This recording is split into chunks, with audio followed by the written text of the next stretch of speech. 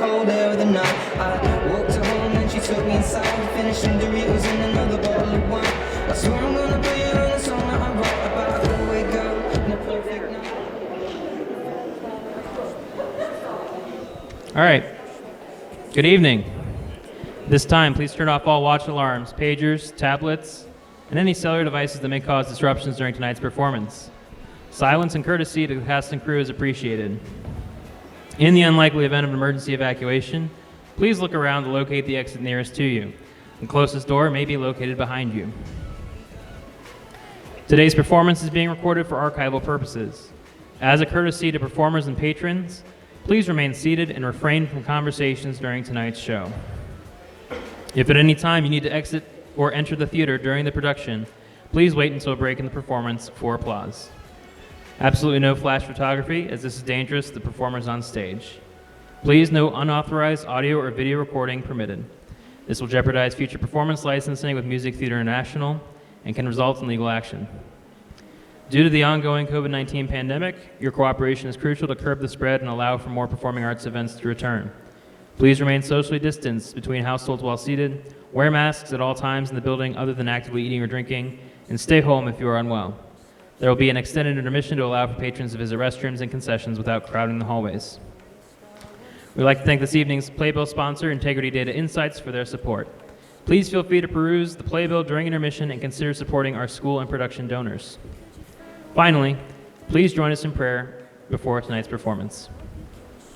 In the name of the Father, the Son, and the Holy Spirit. Lord, thank you for the gifts you bestow upon our performers and crew. Watch over our student artists this evening as they engage in song and dance, celebrating the arts and sharing the joy within all of us. Please do not let this technology fail. In your name we pray. In your name we pray. Amen.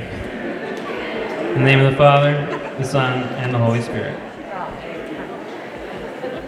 Ladies and gentlemen, Brigadoon.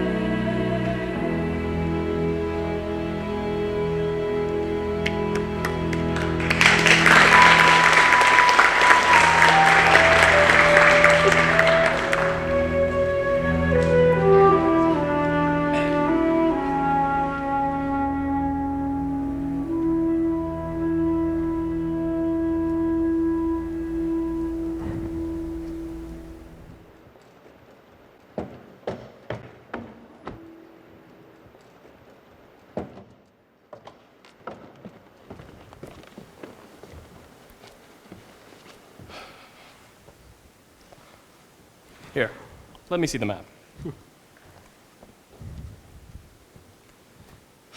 Here's Alcantal. If I remember, it should be on the left. And I don't remember. It is. And here's Braymore. Should be on the right? It is. Now, where the hell are we? Well, what's in the middle? Nothing. That's where we are. And nothing. Yes. And for someone with my potentialities, this is a perfect location. We'll find our way out when the sun comes up. Well, a fine couple of game hunters we are. We come all the way out here from New York, and the first night out we get lost. Maybe we just took the high road instead of the low road. Care for a drink? No thanks. Good. Leaves more for me. Didn't you tell me you were going to cut down on that stuff? Well, I did, but I'm a terrible liar. And besides, it doesn't pay. I remember once I was going with a wonderful girl, and she used to plead with me to give it up. So one day I did, but then we found we had nothing else to talk about. So we broke up. There's something about this forest that reminds me of being in a cathedral. Well, if it were, I'd know where the exit was. You don't believe in anything, do you? Of course I do. Really? Like what? Well, anything I can actually understand. You know, anything that's real to me, like the things I can touch, taste, hear, see, smell, and of course, swallow. Well, what about the things you don't understand? I dismiss them. That makes everything very easy, doesn't it? Comfortable is the word. I envy you, Jeff. Why? You seem to be very satisfied. Well, I am, aren't you? No, I'm not. That is the silliest thing I've ever heard. You've got a fine job, you're engaged to a fine girl, and you're lost in a fine forest.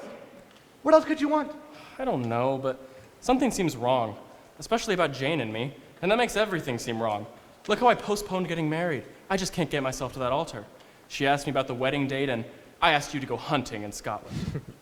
I don't know what could be wrong about it. She's young, attractive, fits right into your niche in life, and on top of that, she loves you. And just the proper amount too, might I add. What's the proper amount? Enough to make you happy, but not enough to embarrass your friends. It seems ideal, doesn't it? But why don't I see it? I must be lacking somewhere. Now, don't start talking yourself into inferiority. You don't deserve it. What do you mean? Well, most of my friends with inferiority complexes are absolutely right. They are not as good as everyone else. But someone like you who Wait has... a minute. Do you hear that? Uh-huh.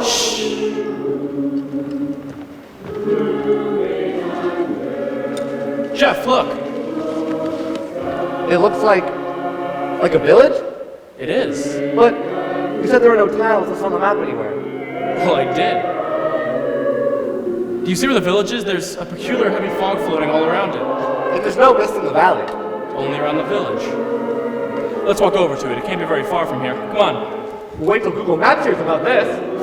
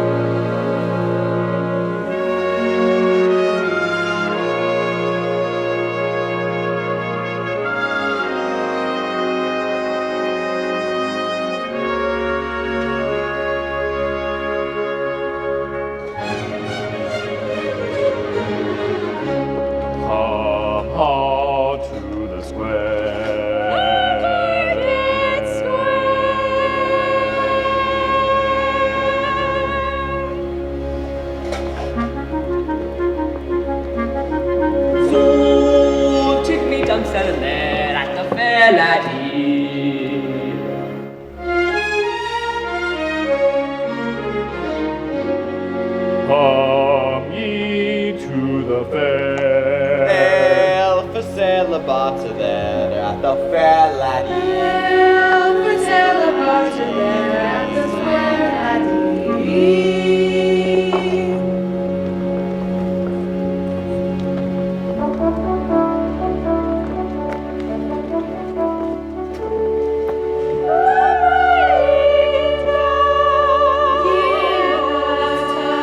Come ye from the hills. Wool and cloth I'm selling there at the fair, laddie.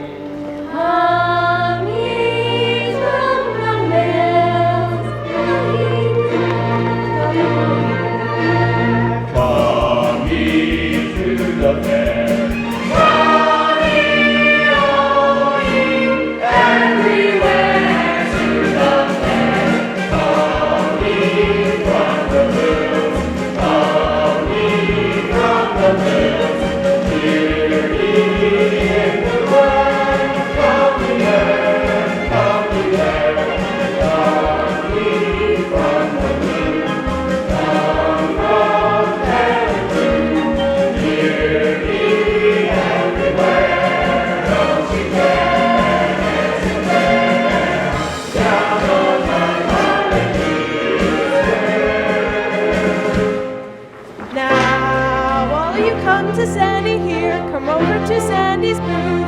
I'm selling the sweetest candy here that ever should lose its truth. I eat it myself and there's no doubt 'tis creamy and good and thick. So laddies, I hope you'll buy me out, 'tis making me kinda sick.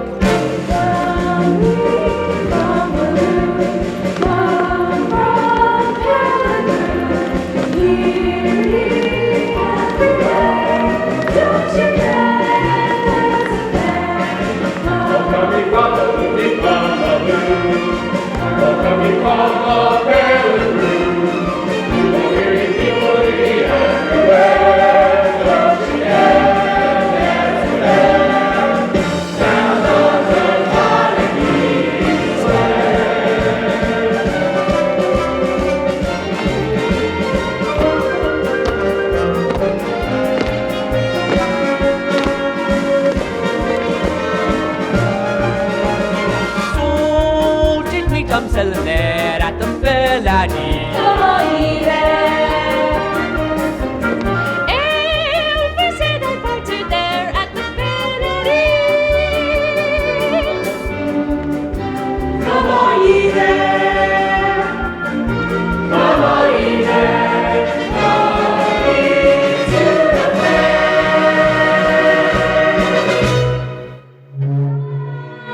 Selling a bits of milk and cream, exhibiting people vow that this is the finest milk and cream that's ever came out to cow. The finest it is, the price is small, with milk and the cream I lack.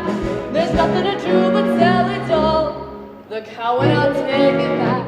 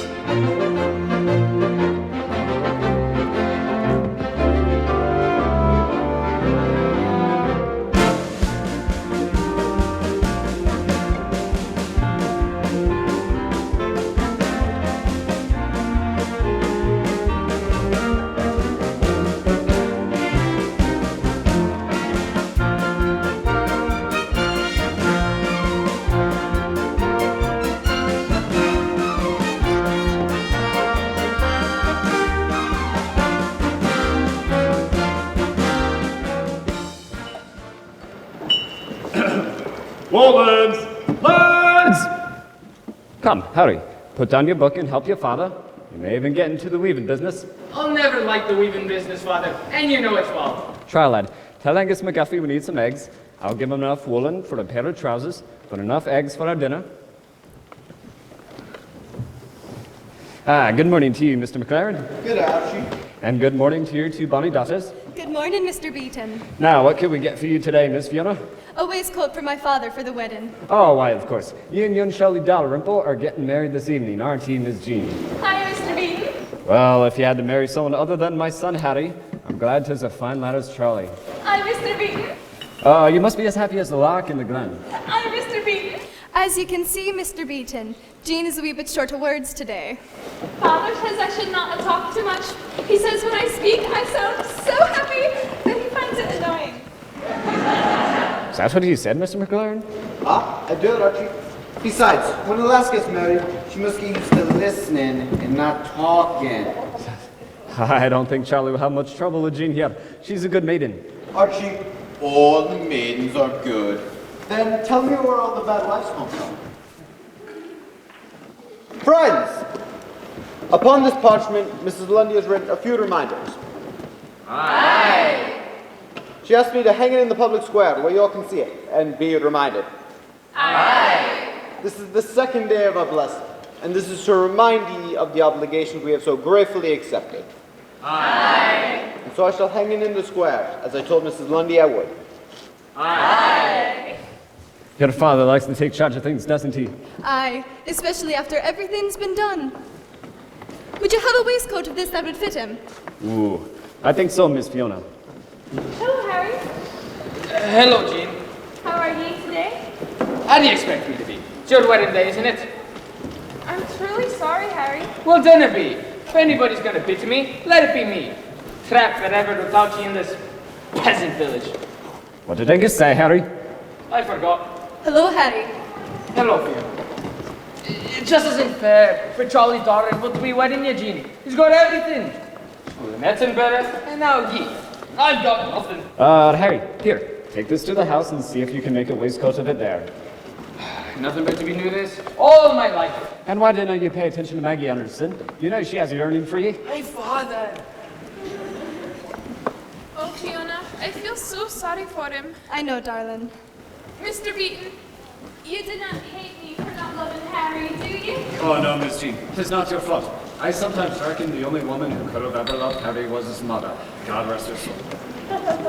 Come along, Jeannie. You'll be staying with your father today. And Fiona, you'll be certain to buy everything necessary for the wedding supper? I will, Father. Remember, just what's necessary. My aim on this occasion is to be hospitable, not philanthropic. Come, Jeannie. You'll send the waistcoat to the house, Mr. Beaton? Aye, Miss Fiona. Good morning, Fiona. Hello, Meg. A jug of cream, please. Aye, Mr. McGuffey will be pleased 'tis the last buying for a change. Why? Well, when the lads come shopping, they look so handsome, I dinna like to ask them for money. But you'll never make a profit doing that. No, but I make a lot of friends. Is this for the wedding tonight? Aye. Fiona, when are you ever gonna think about marriage for yourself? Oh, I didn't know. When I find someone who makes me think of it. And you've never found anyone up till now that makes you think of it? No, you see, I didn't want to just get married. I think you should only do it when you and your lad want to stay together fiercely. And getting married is the only way you can do it that's proper. That's an unusual idea, Fiona.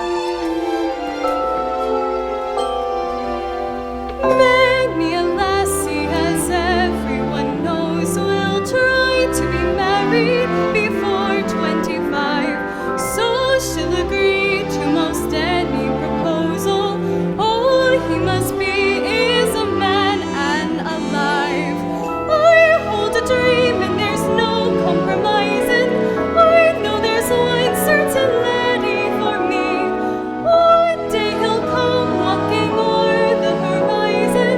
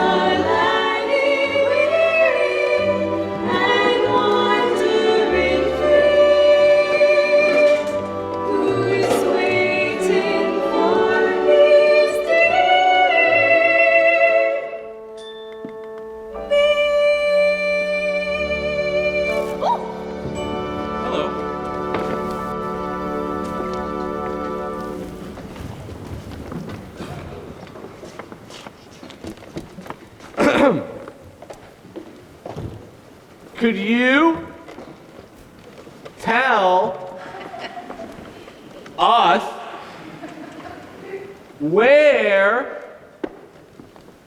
we are? Aye, of course we can tell you. You're in Brigadoon. Brigadoon? Aye. That's funny. There's no town called Brigadoon on the map. Aye, should not be surprised. You mean you know it's not on the map? Aye. Kind of snobbish of you, don't you think? Well, why isn't it on the map? For good and sound reasons. So, what do you fancy people all dressed up for? Is today the day you take pictures for your postcards? We're not dressed up. You mean you always go around with all these clothes on? No. Oh, come on. Somebody, what's going on here? What is all of this? We're having a fair. Oh. Is this milk you're selling here? Aye. Well, may I buy some? I'm thirsty. We've been walking all night. I'll have to see your money first.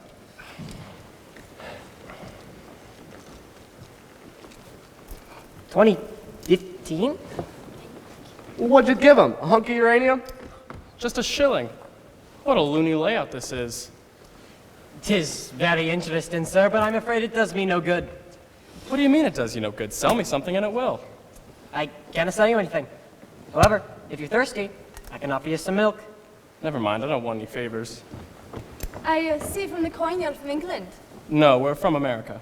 You're Americans. I am. He's from Jersey. Let's go, Tommy. No, wait, please. We didn't mean to act so strangely. We're just a wee bit taken aback. People didn't come here very often. Well, I can understand why. You people act as if we just dropped in from another world. Does that amuse you? Aye, very much so. Quiet Meg. Obviously, the daughter of two first cousins. If you've been walking all night, you must be tired and hungry. Would you like some food to eat and perhaps a place to lie down and rest before you start back? That's very nice of you, thank you. Good. My name is Fiona McLaren. And I'm Tommy Albright. And this is Jeff Douglas. How do you do, sir? And I'm Meg Brocky. I'm glad you're happy about it. There's a tavern on the next street where you can get some food. I'll take you to it. Excuse me, sir, but is Miss May gonna take care of you, sir? I think so. Why? Well, I've got these plaid trousers for you, and if you should happen to rip your own on a thistle, I'd be more than pleased to replace it for you.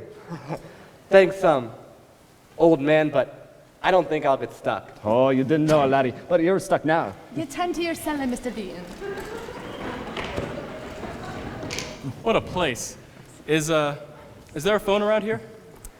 A phone? Yes. I didn't think we have one. No phones? No, sir. Now tell me, what is so strange about this place? Nothing, sir. You're the one who's strange. Charlie! Here's a bottle of claret. Have a dram of good luck with me. Well, the merry bridegroom himself. Bridegroom? Aye. Good morning, darling. He's marrying my sister this evening. Oh. Good morning, sir. Good morning. Charlie, this is Tommy Albright. He just happened in a little while ago. What? Oh, why, of course. Welcome to you, sir. Thank you. Here's your dram, Charlie. Thank you, Angus. And for you, sir, some claret. Oh, thank you. I think I'll drink this one to Mr. Forsyth. I just hope he knows how grateful I am to him for postponing the miracle for me. The what? Shh. And may God bless me this evening, as much as I would bless him if I were he and he were Charles Dalrymple. Aye. Well, what'd you say about postponing a miracle? Oh, 'tis a toast we have here. Take it down. I'll explain it to you sometime. Say, that's wonderful. May I have another? That was a wedding gesture, sir. From now on, it's for sale only. I must buy some claret and ale for the supper. Come with me and you can have some more. Woolens, plaids? He's an odd lad, isn't he? Aye, he has a peculiar accent. I wonder what American women must be like. I didn't wonder about women anymore, Angus. I'm not allowed to. Why, that's right, Charlie. You're through with the lassies for good, aren't you? I used to be a roving lad, a roving and wandering life I had on any lass I'd crown who would try to tie me down. But then one day I saw a maid who held out her hand and I stayed and stayed, and now we'll cross the green. I'll go home with Bonnie Jean. Go home, go home, go home with Bonnie Jean. Go home, go home. I'll go home with Bonnie Jean. I used to have 100 friends, but when we are wedded, the friendship ends. They never come to call. So farewell to one and all. Farewell to all the lads I knew. I'll see them again when they're married too. For soon across the green, I'll go home with Bonnie Jean. Go home, go home, go home with Bonnie Jean. Go home, go home. I'll go home with Bonnie Jean. In Edinburgh I used to know a lass with her hair and her name was Jo, and every night at 10 I would meet her in the glen. But now I'll not see her again, especially not in the glen at 10. For now we'll cross the green. I'll go home with Bonnie Jean. Go home, go home, go home with Bonnie Jean. Go home, go home. I'll go home with Bonnie Jean. Hello to married men I've known. I'll soon have a wife and leave yours alone. A bonny wife indeed, and she's all I'll ever need. With Bonnie Jean my days will fly, and love her I will till the day I die. That's why you cross the green. I'll go home with Bonnie Jean. Go home, go home, go home with Bonnie Jean. Go home, go home. I'll go home with Bonnie Jean.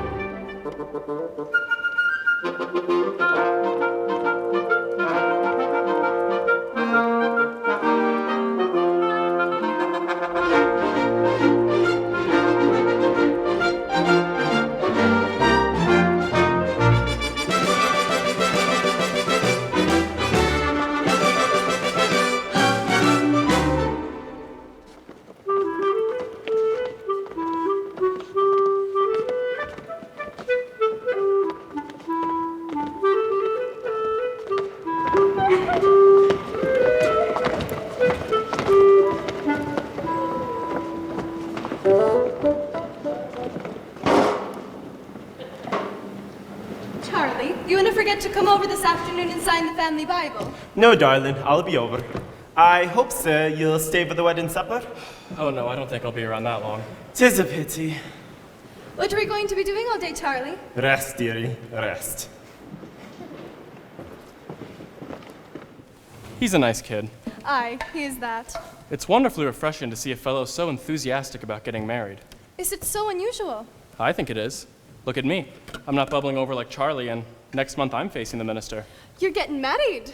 Yes. Oh. Oh, what? I'm very surprised. Somehow you didn't seem like the sort of lad who would want to settle down. I didn't say that. I just said I was getting married. If you feel that way about it, why are you? Well, because the girl wants to. Is that reason enough? Sure. I don't know how it is in the Highlands, but where I come from, if you've been going with a woman for a while and she decides she wants to get married, you better agree right away and save yourself a lot of trouble. Why? Well, because if you don't, she'll either torment you until you marry her for relief, or she'll be so sweet about it that you'll feel guilty, and then your conscience will make you do it. I must say, it doesn't sound like you love her very much. It doesn't, does it? And it also sounds like a very peculiar land you come from. Well, believe me, lass, this isn't the usual hamlet off the highway either. What was that business about Charlie and the man who postponed the miracle? Oh, that. I'm sorry, I can't say. But you said you'd tell me later. I know, but I can't say. That's fine. You know, if I stick around this place long enough, I'll probably discover that everyone in it is slightly nutty. Is that possible? I can't say. Well, why not? Because I didn't know what nutty means. Oh, it just means slightly insane. Well, then I can assure ye, we're all far from insane. We're a most blessed group of people, and I never realize how fortunate we are until I meet someone from the outside. I mean a stranger to Brigadoon. I didn't know anything about ye, but from the little you've said and everything you think, I think differently about. And I'm also quite certain that what I think is much more, well, pleasant. And now, I'm sorry I said all that, but you angered me when you called us insane. You don't like me very much, do you? That's the odd part. I like you very much. I just didn't like anything you say. Fiona, I? if I stuck around here today, would you take me to the wedding this evening? Why do you suddenly want to go? I cannot say. Well, then I'll take ye, and I'll be highly pleased you'll be there. You will? Why is that? Because of what I just told ye. I like you very much. You did say that, didn't you? Now I'll show you some place where you can lie down and rest. Well, what are you going to do? Gather some heather for the wedding. Well, where do you do that? On the hill, where the heather is. Well, may I go with you? No, I'll do it much faster alone. I won't bother you, really. Maybe I'm the one who's slightly nutty, but...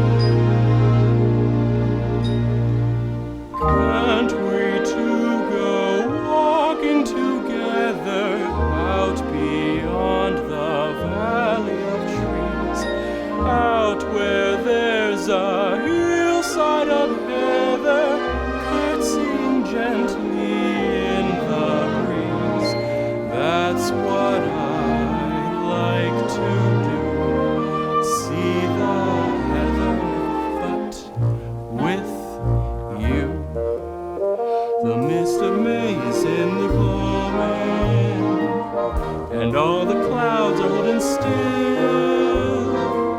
So take my hand and we'll go roaming through the heather on the hill. The morning dew is blinking yonder. There's lazy music in the rill, and all I want to do is wander through the heather on the hill. There may be other days as rich and rare. There may be other springs as full and fair, but they won't be the same. They'll come and go. For this I know, that when the mist is in the gloaming, and all the clouds are holding still, if you're not there, I won't go roaming through the heather on the hill. The heather on the hill. You see, you can say nice things when you want to. It almost sounded like I was making love to you, didn't it? Oh, there's a difference between making love and just being sentimental because you're tired. Oh, is that what I was being? Sentimental because I'm tired? I believe so, but 'tis very agreeable.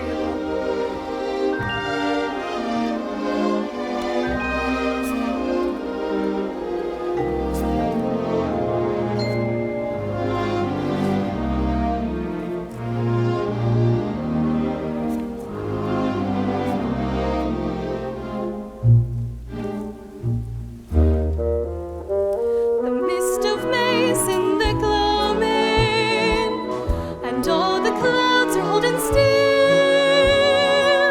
So take my hand and we'll go roaming through the heather on the hill. The morning dew is blinking yonder. There's lazy music in the rill, and 'tis a lovely time to wander through the heather on the hill. There may be other days as rich and rare. There may be other springs as full and fair, but they won't be the same. They'll come and go. For this I know, that when the mist is in the gloaming, and all the clouds are holding still, And all the clouds are holding still,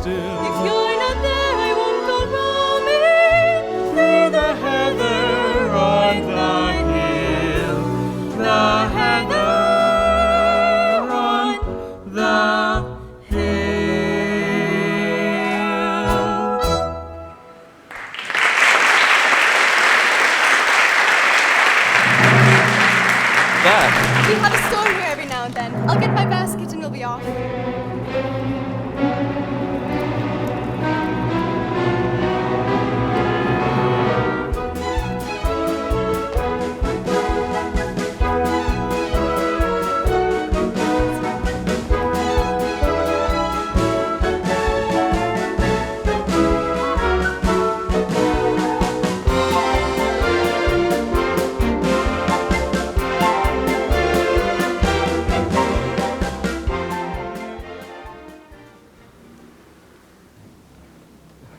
This is a very picturesque view of the Glen. Thank you. What for? Why, for liking what I brought you. It makes me very happy. You get very happy very easily, don't you? Aye. I haven't been in a shed like this since I was a boy, which at this point seems a good 2,000 years ago. You mean you're tired? Aye, lassie. Yes, I'm very tired. Isn't that why you brought me here, so I could, take a nap? I shouldn't think a long walk should fatigue a young lad like you. Young lad? Aye, you're very young. That's either a deliberate lie or very wishful thinking. I'm ancient, decrepit, and disintegrating rapidly. Aye. What's under here, a rock garden? My father used to sleep on it. That was his second mistake? He and my mother met in the shed. You see, my mother was a gypsy. I'm shocked. And one day, she was walking past the shed and she saw my father asleep on the cot. And she liked his looks and she was a wee bit tired anyhow. So she took off her shoes, sat in the rocking chair and waited for him to wake up. And it wasn't too long after that I was born. That was the sweetest bedtime story I've ever heard. You sure you're comfortable? Very. Oh, thank you. You've been more than kind.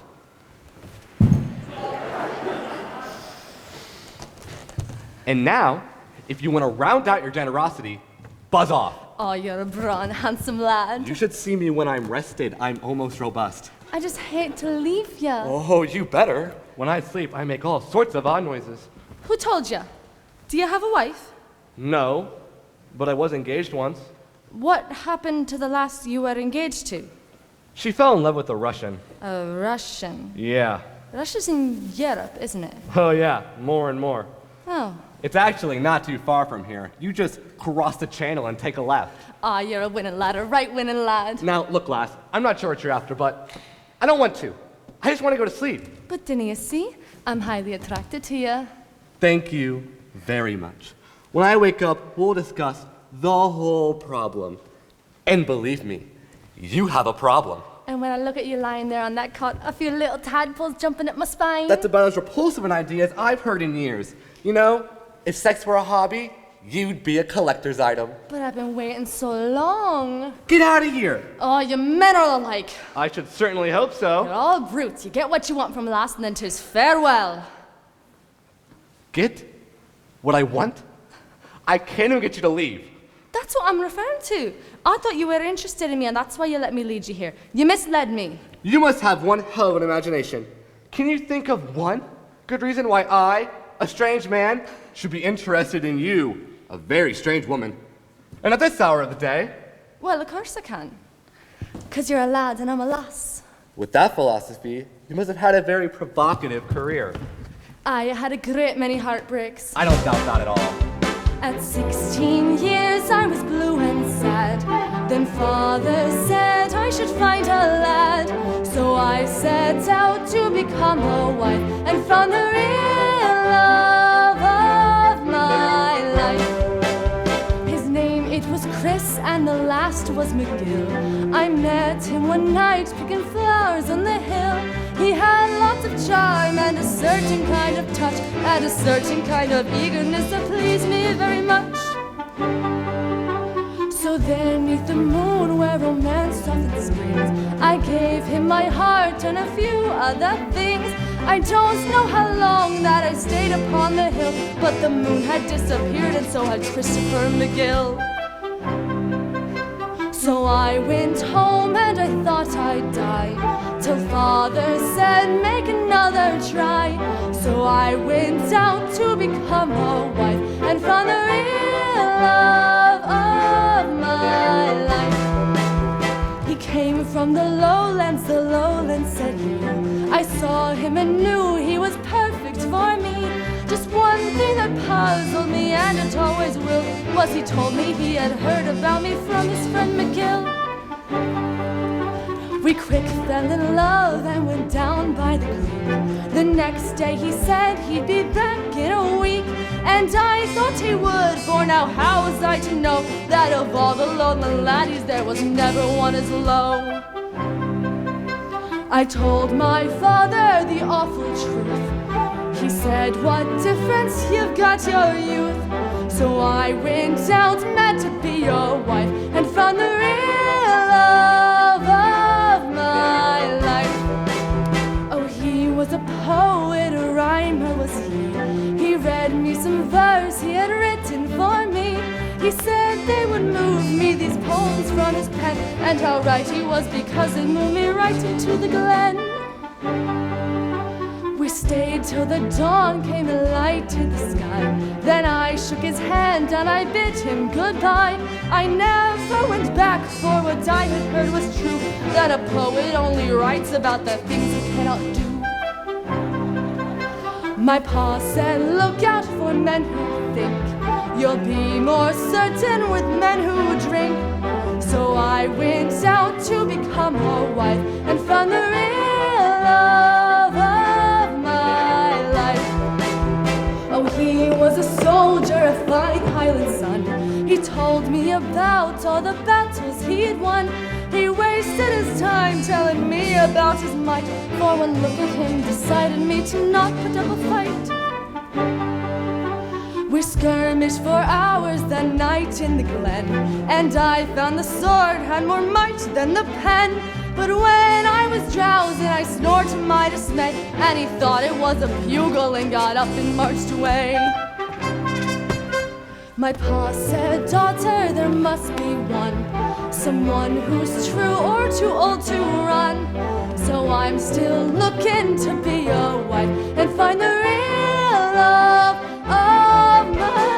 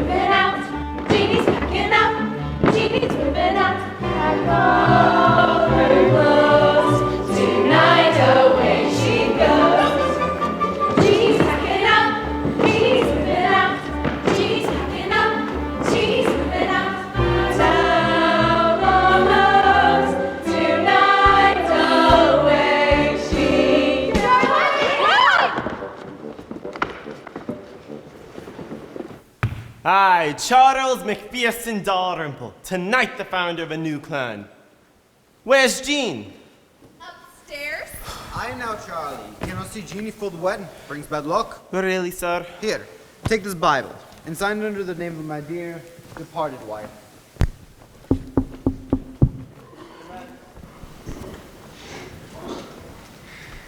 Here, Miss McLennan. I've brought you your waistcoat. Thank you, Head. It is good to see you. Wait a minute, lad. What for? Why didn't you shake my hand? I'm not your enemy. You didn't mean to be, but you are. And so is everyone else in this town. What is it, lad? Why you go around hating everybody? I couldn't get through this day of seeing her marry someone else if I didn't. What could I do? What could anyone do but hate when you realize your life didn't mean a damn? I cannot live here. I cannot go to the university and make something of myself. And I cannot have G. So there's nothing to do but hate everything, everyone in this cursed town. You're not going to find any peace by hating, laddie. It only shuts you off more from the world. And this is only a cursed town if you make it so. To the rest of us, this is a blessed place. Well, you can keep it. Well, hold on. Who was that? My waistcoat, Cam. Oh, Jeannie! Charlie, please go away. I want to come out. You cannot see Jeannie for the wedding. I can hardly wait for the wedding.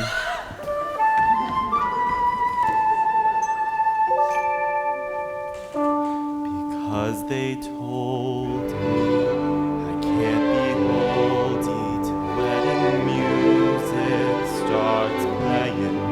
To ease my longing, there's nothing wrong in me standing out here and saying, come to me, bend to me, kiss me good day.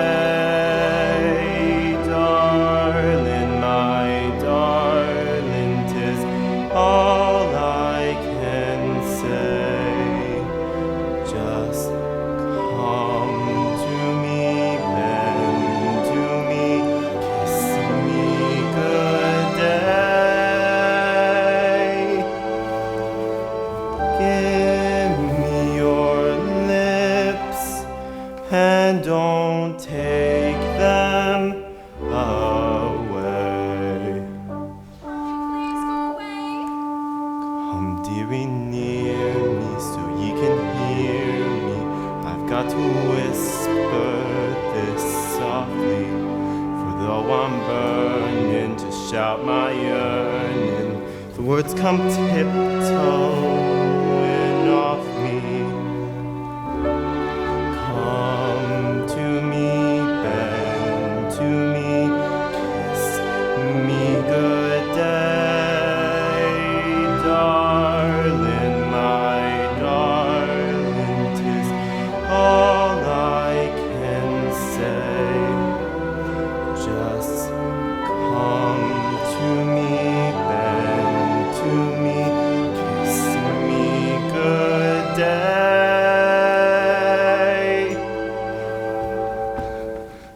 Give me your lips and don't take them away.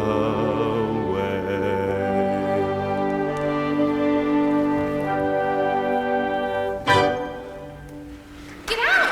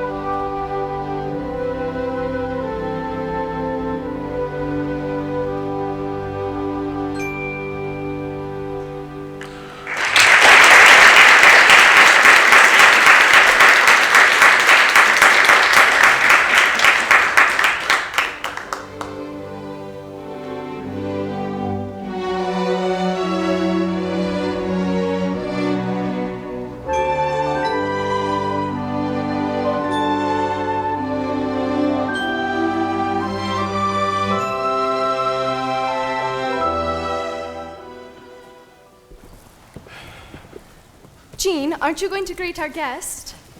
Greetings. Greetings. Fiona, where have you been? You know, I cannot get dressed without you. You mean 'tis time for you to dress? Aye, so come. You see, I knew we were out far too long. I know, but I'm not sorry. Wait for me. I shan't be but a few minutes. Fiona.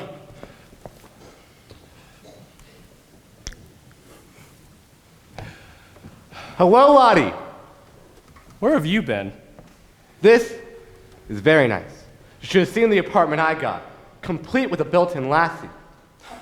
Well, come on in. What the hell happened to you? Thistles. What? Never mind. It's a professional secret. But don't worry. I'll be all nice and dressed up before we leave. And another thing. Disregard all that nonsense you've heard about Scottish regality. Their generosity is overpowering. Well, how do you feel? Surprisingly, quite well. How about you? I've never felt better in my life. You too? Maybe the sun gave me the power, for I could swim Loch Lomond and be home in half an hour.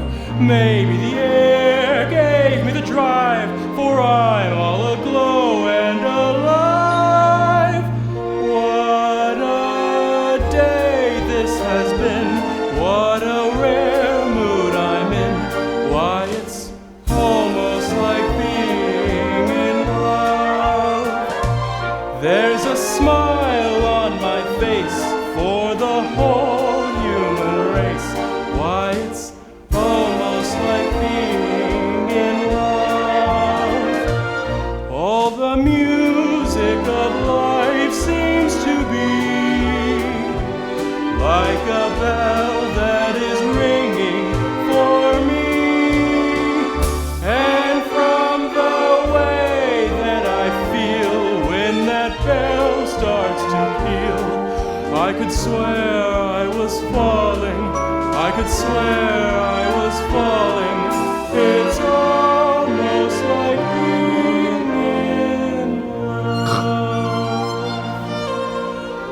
When we walked up the brae, Not a word did we say. It was almost like being in love. But your arm linked in mine made the world kind of fine. it was almost like being in love.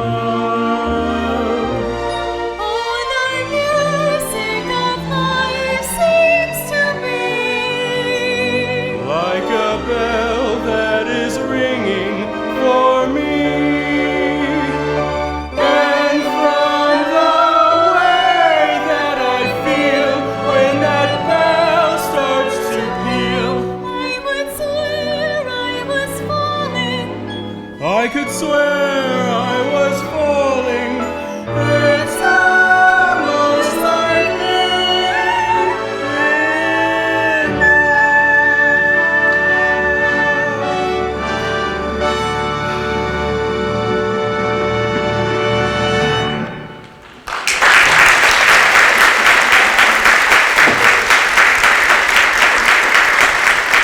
Hand me that bundle of heather, Tommy. Yes, darling. Darling? What is this? Thank you, dearie. Dearie? So, Tommy, when do we leave? What's the hurry? Let's stay for the wedding. I mean, after all, how often do you... What's wrong? Well, I must be a little touched. Really? Listen to this. Married, Elizabeth Lang to Andrew McLaren, July 2nd, 1719. Wow. It's almost like people got married back then. Wait a minute. Children, Fiona, born October 10th, 1722. Jean, born April 8th, 1728. Okay. But Fiona's 24, and she's got a sister 6 years younger named Jean. Okay. But those are the two sisters in this Bible. Don't be silly. They're probably just named after them. Well, Jean's getting married today. Did you know that? Yeah? Do you know the name of the guy she's marrying? They told me at the tavern. Someone named Dalrymple. Well, get this. Married, Jean McLaren to Charles McPherson Dalrymple, May 26, 1746. Now what do you say? Congratulations. Wait a minute. No Brigadoon on the map, no phones in the whole town, thanks to Mr. Somebody for doing something about a miracle, and one or two other things that I passed over when I was out with Fiona this afternoon. That hyperthyroid I was with had never heard of Glenfiddich. I don't understand it. I'm beginning to feel like a damn fool. What are you getting so worked up about? If it makes them happy to disregard 200 years of human bing bang, let them. But I just spent the most wonderful day of my life, and now I run into something like this. It just doesn't make any sense to me. It makes perfect sense to me. It just means that batty people relax you. She's not batty. She can't be. Fiona! There has to be a logical explanation, even logical enough for you. Fiona! Oh, I don't need an explanation. I don't care. What, Tommy? Come here. Tommy, what is it? Is this your name here in the Bible? Oh. It seems like someone has loused up your books. Well, come on. Is there an explanation or isn't there? There is, but I cannot tell ye. Is there anybody who can? I'd like to know. You have to speak with the Dominie, The who? our schoolmistress, Mrs. Lundy. Well, where does she live? Down the road, in a tree. She doesn't live in a tree, Mr. Douglas. Mrs. Lundy is a great woman. All right, Tommy, I'll take you to her. I hadn't wanted to because I was hoping we could have this day together. Well, what's that got to do with it? It'll be so hard for you to believe what you'll hear. You'll think there's something wrong with us, and you'll leave. I know it. Well, maybe I will and maybe I won't. Come on, Jeff. Is this informal, or should I wear my three-corned hat?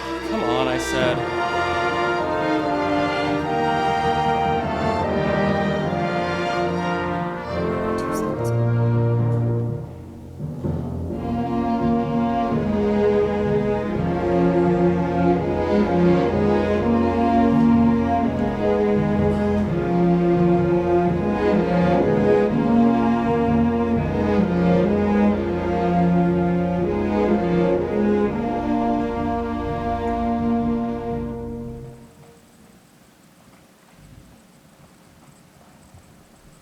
Good day, Mrs. Lundy.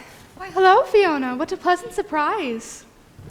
Mrs. Lundy, I'd like you to meet Mr. Tommy Albright and Mr. Jeff Douglas. Good afternoon, gentlemen. Good afternoon. Hi. Hi. Where do you gentlemen come from? We're from New York. We're from New York. Uh-huh. Yes, New York. I heard you. Mrs. Lundy, I was wondering if you'd be good enough to tell these gentlemen about Brigadoon. They've heard and seen a great deal, and they're very perplexed indeed. Perplexed is right. I'd very much like them, to know. Oh, I would very much like them, to know.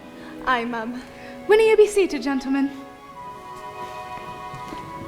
Oh, are you staying, Fiona? If I may, ma'am, I'd love to hear it all again. Of course.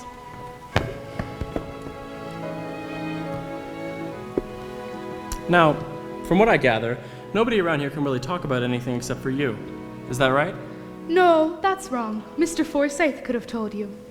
Forsyth. I heard about him, but I never met him. Likely not. I think he's dead. That might stand in the way, I suppose. Let me warn you before I begin that what I'm going to tell you, you winna believe. Don't worry. I've already been warned. Why wouldn't I believe it? Because what happened in Brigadoon was a miracle, and most folk didn't believe in miracles. Miracles require faith, and faith seems to be as dead as... Mr. Forsyth? Aye. Now, if an outsider who chanced to come to Brigadoon were to hear the tale from the lips of someone in town, he'd think the poor ladder lass was daft. And that would lead to many unpleasant and humiliating things for the poor ladder lassie, now wouldn't it? I suppose so. I suppose so. So only I can talk about the miracle to strangers. You can't imagine that. Anyone would think you're crazy. You might very well, but it wouldn't hurt me. I'd just pity ye. Now, this miracle happened, let's see, what's today? Friday. Friday. That means it happened exactly 200 years ago. 200 years ago, the Highlands of Scotland were plagued by witches, wicked sorcerers who were taking the Scottish folk away from God and putting the devil in their souls. I didn't suppose you have such women in your world. Witches? No, we still have them. We just pronounce it differently. Well, you see, it didn't matter that they were not real sorcerers, because you and I know there is no such thing, but their influence was very real indeed. Now, here in Brigadoon we had an old minister of the kirk named Mr. Forsyth, and a good man he was. I believe he was. No man ever loved his parish as much as did Mr. Forsyth. But he was growing old, and it grieved him to think that one day soon he would leave all those so dear to him. But most of all, he worried about the witches. They hadn't come to Brigadoon yet, but he knew there was a band of them coming our way. So he began to wonder if there wasn't something he could do to protect the folk of his parish, not only from the witches, but from all the evils that might come to Brigadoon from the outside world after he died. What a kind man. He spent many days walking through the glen, thinking. And if you had passed his house at any hour of the night, you would have seen the candles lit and Mr. Forsyth sitting in his chair, thinking. Then one day he came to me and told me he had decided to ask for a miracle. This part is so nice I could cry just thinking about it. He consulted with me about it because he knew I have a highly logical mind, and he figured as long as you're going to ask for a miracle, it might as well be a well-organized miracle. So for many days I walked through the glen with him, and for many nights I sat with him by candlelight. Finally, Mr. Forsyth decided what he was going to pray for. On an early Wednesday morn, just after midnight, he went out to a hill beyond Brigadoon and made his prayer to God. There, in the hush of a sleeping world, he asked God to make Brigadoon and all the folk in it vanish into the highland mist. Vanish, but not for always. It would all reappear just as it were for one day every 100 years. The folk would go on living their customary lives, but each morn when they awoke, it would be 100 years later. And that morn when we awoke, it was 100 years later. My God. You see, in this way, he figured there'd be no change in the lives of the people. They just wouldn't be in any century long enough to be touched by it. So you mean you all go to bed at night and then wake up the next morning and it's 100 years later? Aye. So then every day is 100 years later? Aye. What happened to the minister? We never saw him again. You see, he realized that to ask for such a miracle, some sacrifice would have to be made, and he wanted to be the one to make it. Now, what was the greatest sacrifice he could offer? It was to be separated afore his time from the ones he loved. That's why he went out to a hill beyond Brigadoon. Were the miracle granted, he would never see Brigadoon again. And all this happened 200 years ago? Aye, lad, which you see is only 2 days ago to us. He had intended to ask for the miracle on Tuesday, but Charles Dalrymple was in school in Edinburgh and was not expected back till Tuesday late. Not wanting anything to go wrong with the wedding, Mr. Forsyth postponed praying till Charlie got back. Wasn't that sweet of him? Well, let me ask you something. Say someone comes to Brigadoon and they get fed up and they want to leave. Can he? He canna leave. You mean I have to stay here now? No, lad. But according to Mr. Forsyth's contract with God, if anyone of Brigadoon leaves, the enchantment is broken for all. And then? And that night, when the people go to sleep, Brigadoon will disappear forever. Look, I'm not saying I believe any of this, but just for argument's sake, say a stranger like, well, me, came to Brigadoon and wanted to stay. Could he? Aye, lad, he could. Mr. Forsyth provided for that. He didn't miss a trick, did he? No, lad, he didn't.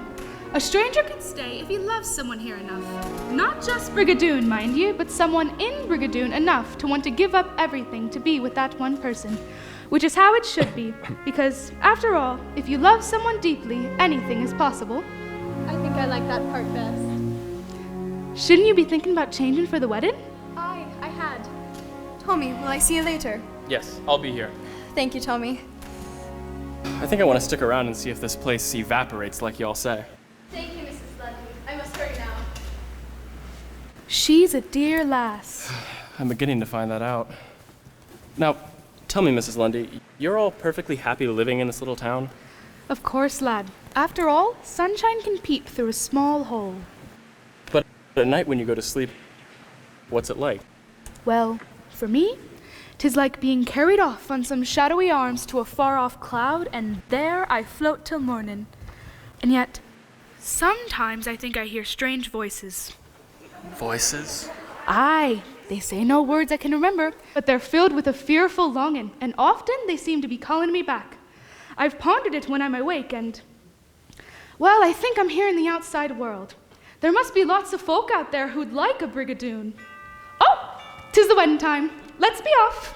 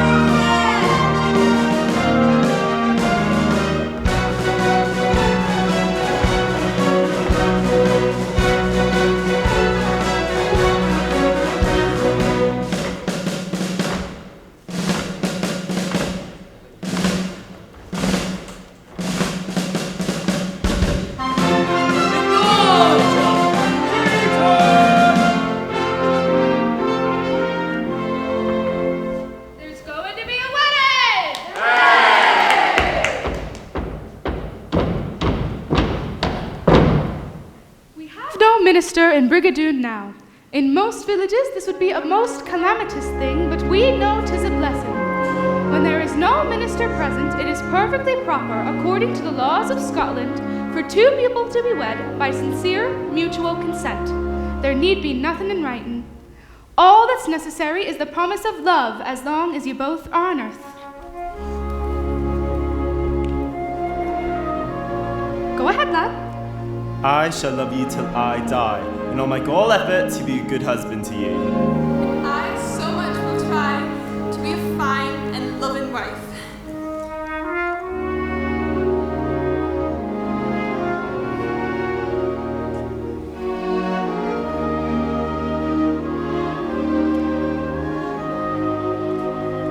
Mr. Forsyth, I know, would have loved to be here, but if you'll both be good and true to each other, then you cannot help but live in the grace of God. And Mr. Forsyth could have asked no more than that. Are we married now, Mrs. Lundy? Are we married now, Mrs. Lundy? Aye, lad, you're married.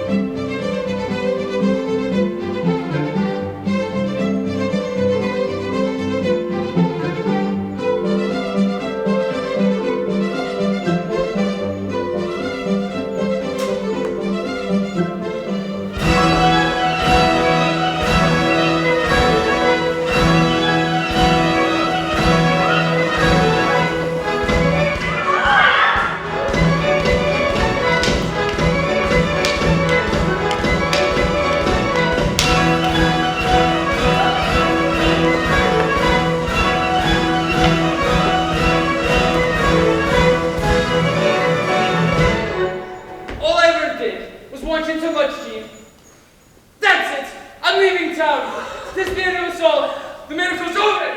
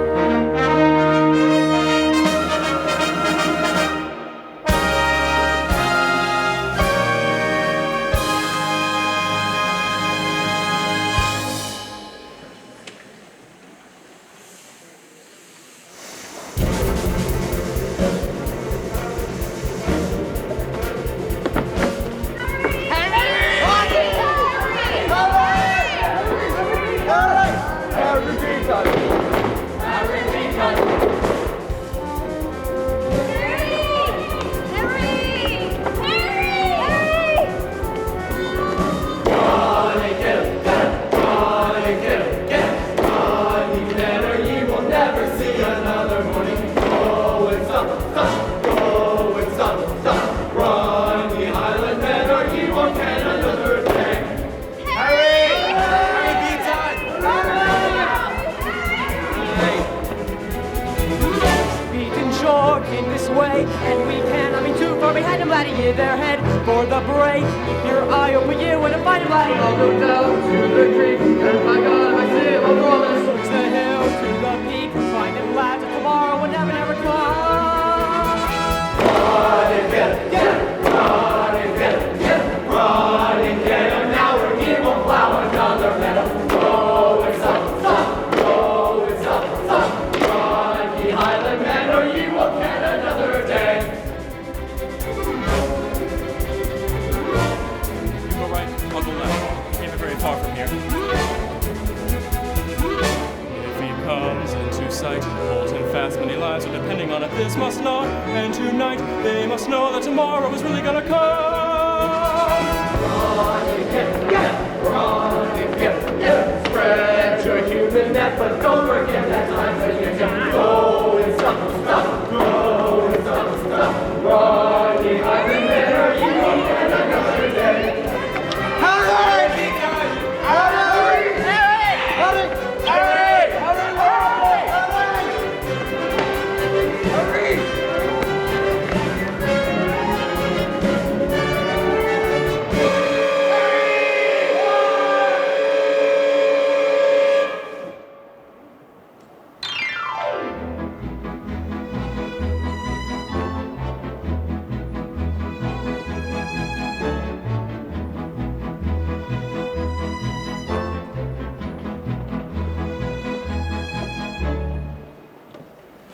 Let's say a prayer, I'm afraid Harry Beaton is dead. Looks like he fell on a rock and it crushed in his head. Nobody wanted for Beaton to be smitten down.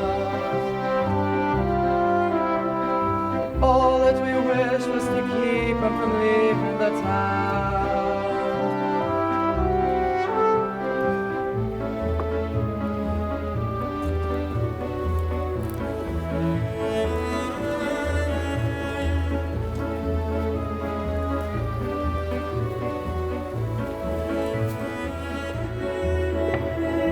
Look ye, I understand, but there's no sense for us to be sad about it. This was clear, God's own hand, and ye all should be grateful and glad about it. Though it may be very true what the Lord has said. Don't tell the rest till tomorrow that Beaton is dead. They'll find he's dead tomorrow. Tell them all is right. There should be no more sorrow on this wedding night.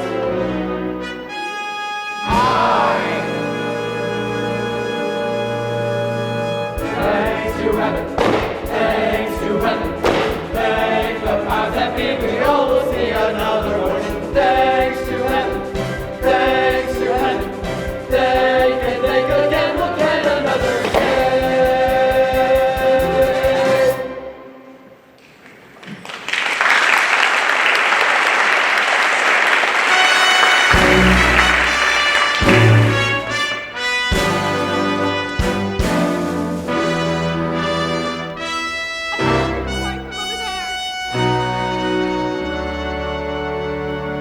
Well, Father? This is all right now. He was stopped. Thank heaven. Was he hurt bad? No, dearie, just scratched a bit. This is no time for grieving, though. We must go on with the wedding supper. He didn't get away, Mr. McLaren? No, Archie. Then what is my son? I want to see him. I thank God you stopped him from this terrible intention, but I want to see him. It's all right, Archie. He's in good hands. Besides, 'tis best he be left alone for a little while. Come, join us for a bit of supper. I cannot join you, Mr. McLaren. I'm too ashamed for him. But, Archie!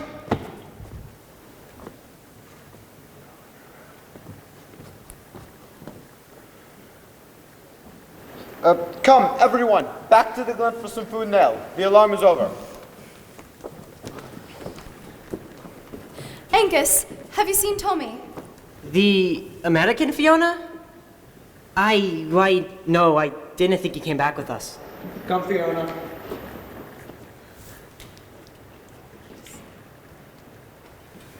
Fiona! Tommy! I thought you might have gone. I didn't. I couldn't. And you're all right? Well, of course I'm all right. I'd have died if anything had happened to ye. I love you so. You. But how could you be so sure in just one day? I didn't know. 'Tis just when a lass falls in and out of love, she knows right away. Well, I wish my emotions could be that clear to me. Why? Because I get the sensation I'm hearing my own secrets being told. You mean you think you're in love with me? Think? What good does thinking do? If I thought about it, it wouldn't make any more sense than the miracle. But what I feel is something else. What do you feel then, Tommy? This is hard to say, but as I wandered through the Lee, I felt for just a fleeting moment that I suddenly was free of being lonely. Then I closed my eyes and saw the very reason.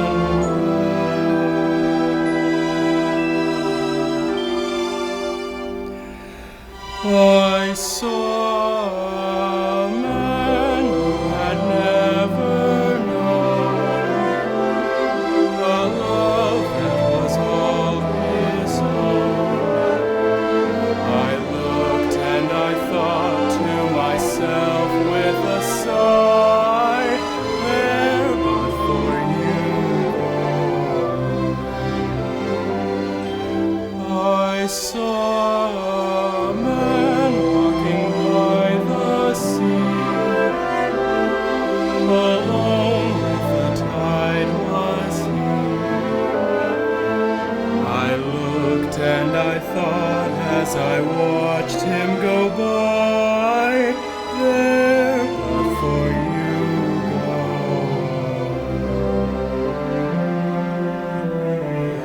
Lonely men around me, trying not to cry, till the day you found me, there among them was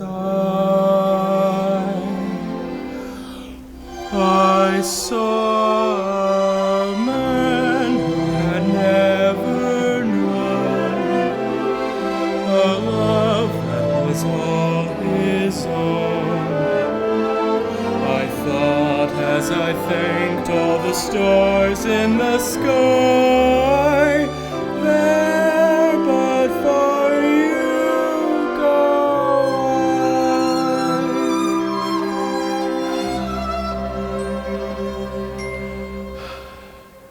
I love you, Fiona.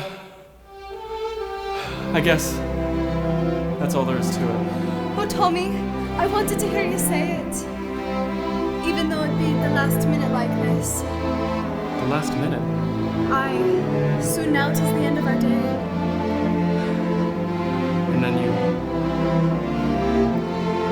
But I can't leave you, Fiona. Well, not now, I can't. Wait a minute. Didn't Lundy say that somebody could stay if he loved someone enough? Well, that's for me. Where do I go? Who do I talk to? Where can I get a passport to disappear? Tommy, I think we better go speak with Mrs. Lundy. I never want to be without you again, Fiona. I'm afraid to be. I saw a man who had never known a love that was all his own. I thought as I thanked all the stars in the sky, there but for you go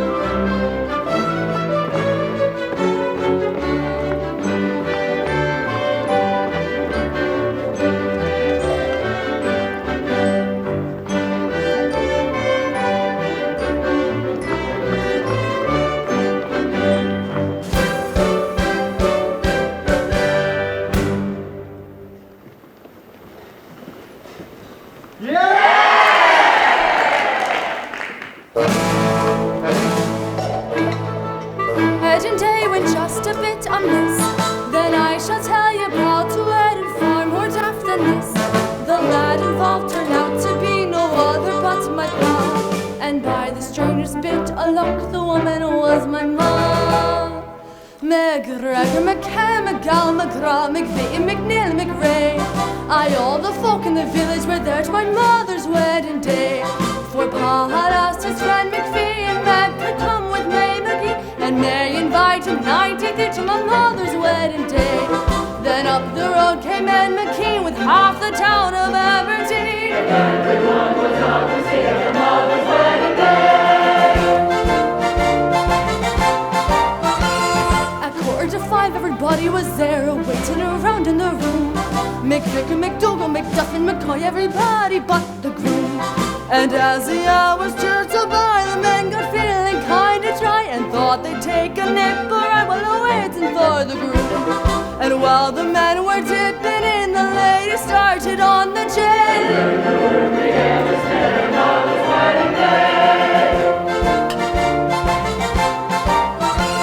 Then all of a sudden the liquor was gone, the gin and the whiskey and all.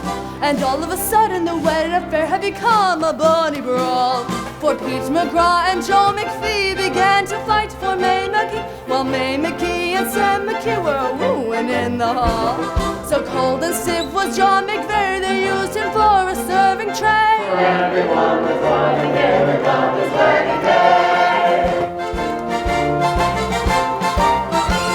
McDuff and McVeigh were playing a game and using McCoy for the ball. McKenna was eating the bridal bouquet and McNeil hung on the wall. When finally my father came, his eyes were red, his nose aflame. He did not even know his name, he was drunkest of them all. The people were lying all over the room, looking as if they were dead. Then Mother uncovered the minister quick and she told him go ahead. Then Pa kneeled down on Bill McRae and Mother kneeled on Jock McKay. The preacher stood on John McVeigh and that's how my ma was away. It was a sight beyond compare, I ought to know, for I was there. Everyone was there, everyone was wedding day.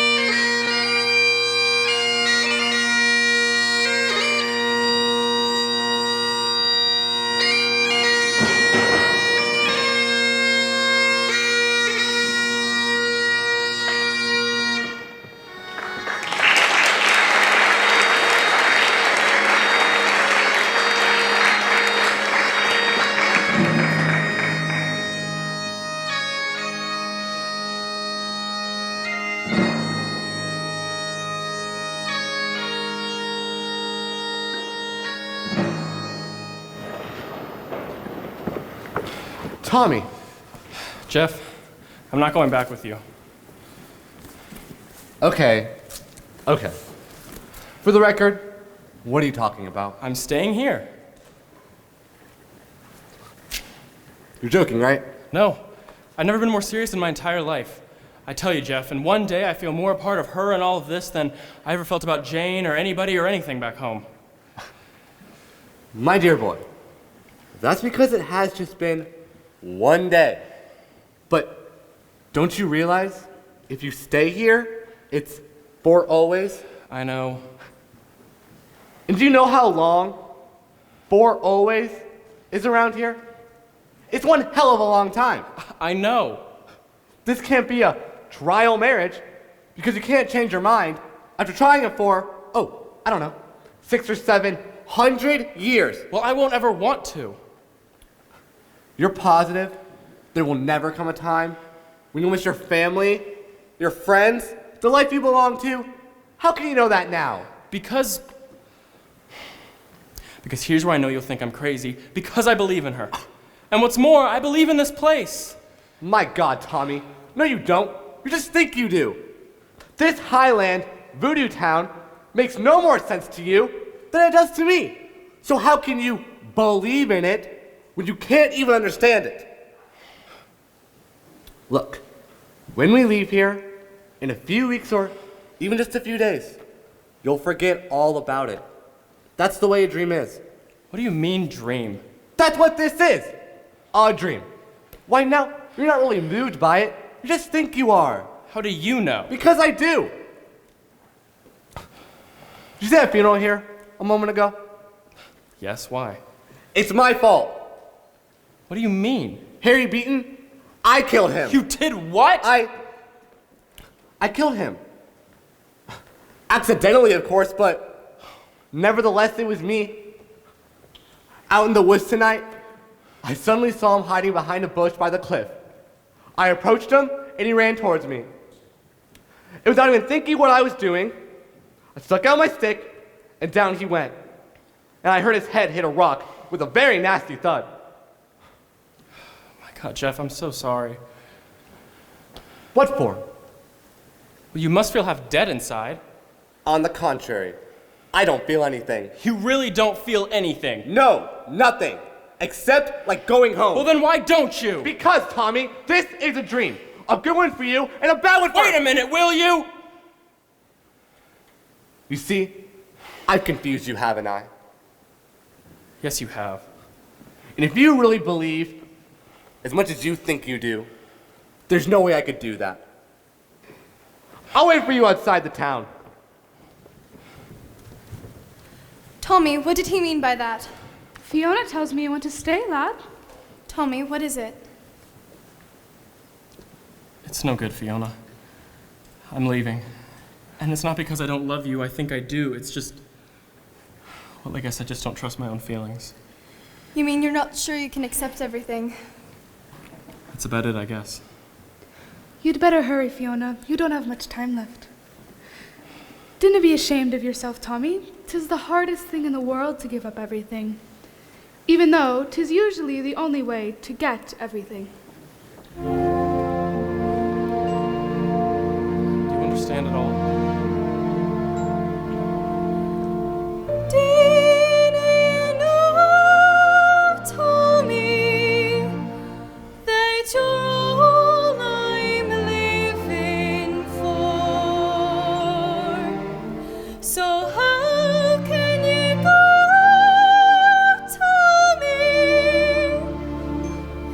When I'll need thee more and more.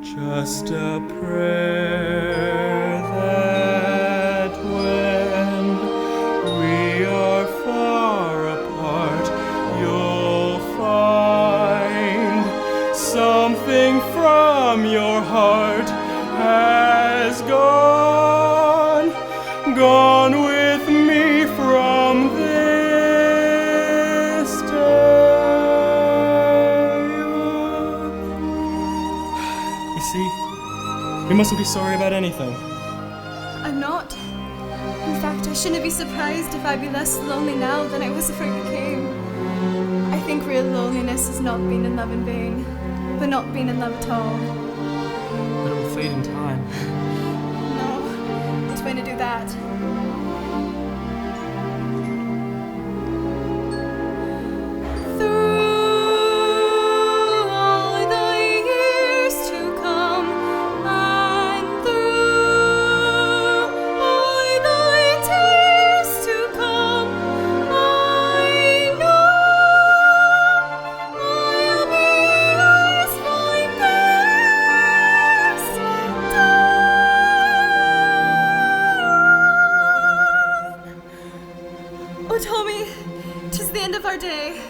I'm sorry, Fiona. To stay, I'd have no fears and no doubts, and... Goodbye. Goodbye, Tommy. And don't forget that any day and any night, I'll always and always love ye. I love ye. I love ye. I love ye. I love ye. I love ye.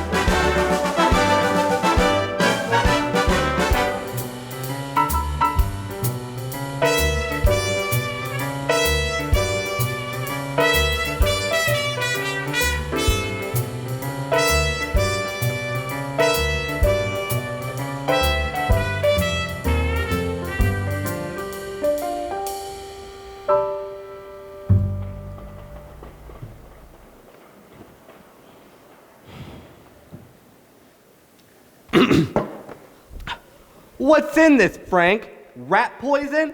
Our usual bourbon. Why do you say the usual? Have I been drinking it long? Yeah, continuously. Since you got back from Scotland, well, I don't know, 4 months ago. Well, I just decided I don't like it. It is not nearly as good as the whiskey Mother used to make. Give me some gin. What do you have on it? A little bourbon. Yes, sir. Frank, what time is it? I think my watch has stopped. 6:10, sir. Huh. I'd best be getting home. Ugh. Give me one for the road, Frank. I like to drink portal to portal. It's about time for Miss Ashton to call, sir. Who? Miss Ashton. Mr. Albright's fiancée. Tell me you forgot about her. Okay, I won't. What about her? Well, usually by this time of day, she calls, comes in, or both, looking for Mr. Albright. Oh, she does, eh? Yeah, I'm guessing she can't find them. Thanks for the warning. I'll drink up and get out of here. What's the matter, sir? Don't you like Miss Ashton? Oh, I do, Frank, but not when she's stalking Mr. Albright. Let me tell you something, Frank. Scratch the surface of any woman, and she'll like it. By the way, sir, where is Mr. Albright? How should I know, Frank? He quit his job about a month ago, picked up his parcels, and just vanished. Like Brigadoon. Like who? I think it was the name of my brother who ran away. Hey, Mr. Albright! Tommy? Tommy, is it really you? Oh, hey, Jeff.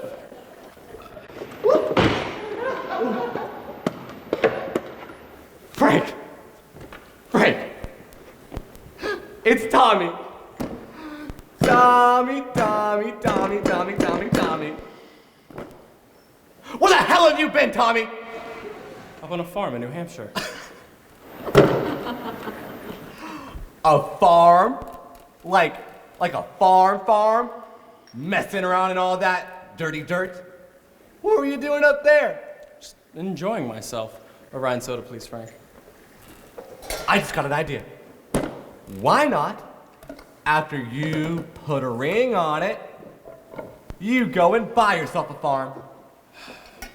I wonder if I want to get married, Jeff. Oh, this again. Why, Tommy? Well, because, my dear old tank, I'm in love with someone else. And I cannot get over it. Oh. And because I can't be with her, I can't be with anyone else. That's why I went away. So many things remind me of her. I'll be with people and they're talking to me, and they might say a word that unlocks a memory for me, and then suddenly I don't hear them anymore. I'm a few thousand miles away with her. And slowly I drift back into the conversation. They ask me a question, and I don't know what the hell they're talking about. I haven't heard a word. Well, my friend, you must be fascinating company. When I'm alone, it's easier. Tommy, Jane, what a wonderful surprise. Hi, Jane. When'd you get back? just a little while ago. I've been worried half to death about you. How have you been, Jane? Let me look at you. Fine, Jeff. How are you? I must say you do look wonderful. Well, So do you, Jane. I've had a bit of a cold, but other than that, well, my dear old friends, I hate to eat and run. So I think I'll go up to my room and have a drink. I love your outfit, Jane. Thank you, Jeff. I think not. Sir, your bill is extremely high. So am I, Frank. Tommy, why didn't you write me? Nothing to say, I guess. Drink? Old-fashioned, please. And why didn't you call me either? After all, darling, I thought the minute you'd get home, you'd call me or come to me, or in fact, why didn't you? Come to me, bend to me, kiss me goodnight, darling, my darling, 'tis all I can say. Just come to me, bend to me, kiss me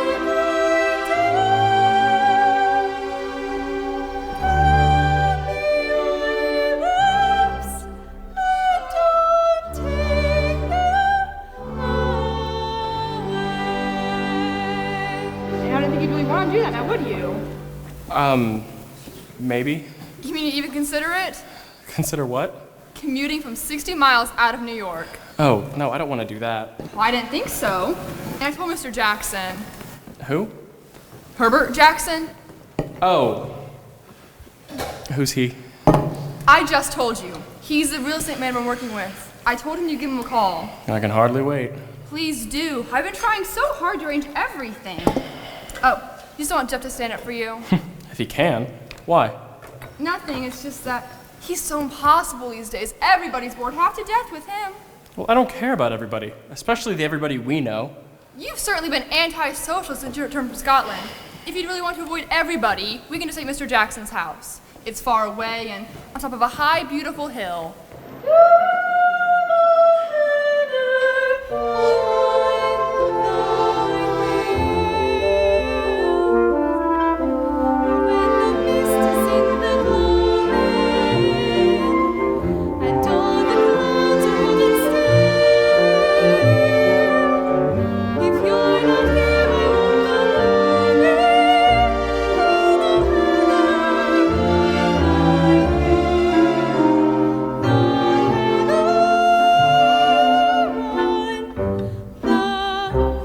No, Jane. No. No what? I can't do it. There's gonna be no wedding next month. Do you mean you're postponing it? Again? No, I'm not postponing it. I'm calling it off for good. Calling it off? I can't do it. Ever. You have a nerve. After all this time, I've waited for you, and I put with your idiotic whims and your temper. Look, I'm sorry. It's not your fault. You've been wonderfully kind to me, but something happened a few months ago that I can't explain, and now I just don't fit here anymore. I think you're going clean out of your mind. But I refuse to stand here and argue with you in this bar. Let's go home. Go home, go home, go home,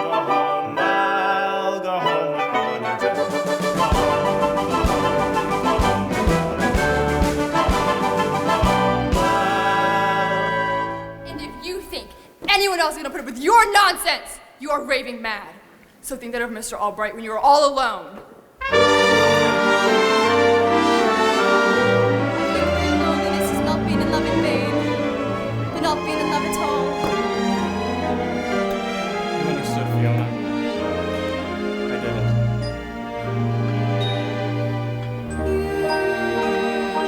Walking through the heather when we were there together. That's all I'll see from this day on. You were right. It never faded. These hurried hours were all the life we could share. Still, I will go with not a tear, just a prayer that when All thy years to come and through all thy tears to come, I know I'll be yours from this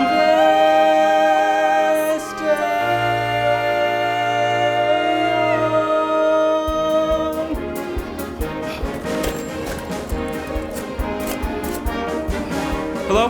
Room 732, please. Jeff, are you sober? I want to go back to Scotland. But I said I want to go back to Scotland. But I know it doesn't make any sense, but I know it's not there anymore, but I want to see where it was. Well, are you going to come with me? Get plane tickets right away. I want to go, Jeff. Did you hear me? I said I want to go.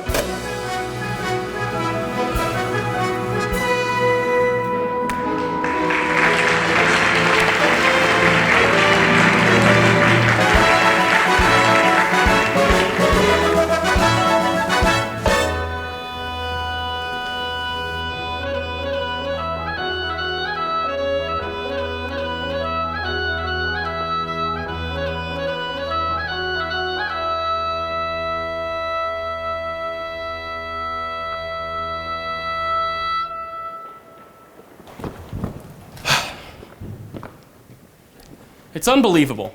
Awful and unbelievable. What is so awful and unbelievable? To think that somewhere out there, between the mist and the stars, there's someone that I want so terribly. She's not dead, she's only asleep, and yet, well, I'll never see her again.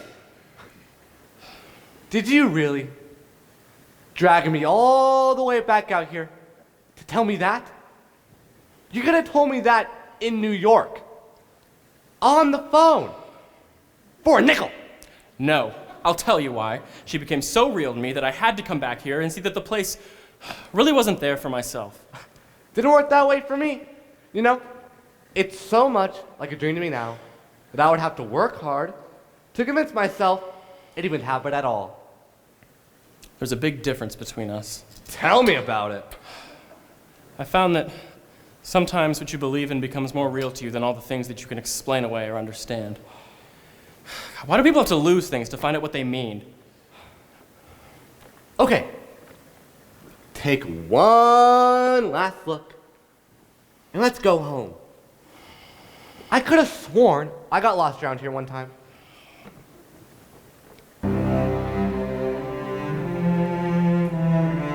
lonely men around me, trying not to cry, till the day you found me, there among them was I. I saw